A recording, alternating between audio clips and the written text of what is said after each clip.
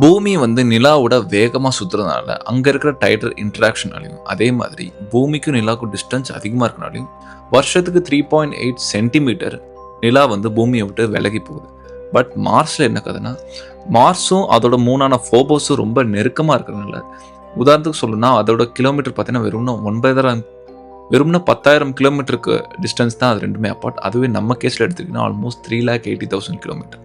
So அங்க ரொம்ப க்ளோஸரான distance இருக்கிறனால, இன்னொன்னு முக்கியமா ஃபோபோஸ் வந்து மார்ஸோட வேகமான ரொட்டேஷன் எடுத்துக்கிறனால, வருஷத்துக்கு 2 சென்டிமீட்டர் விதத்துல மார்ஸ நோக்கி ஃபோபோஸ் வந்து இழுக்கப்படுது.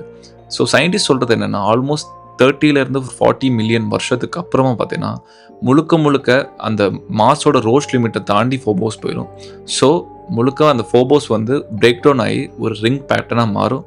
கிட்டத்தட்ட 4, 5 கோடி வருஷத்துக்கு அப்புறம் பார்த்தீங்கன்னா, மார்ஸும் பார்த்தீங்கன்னா ஒரு சேட்டர்ன் மாரி ரிங்கோட இருக்கும்.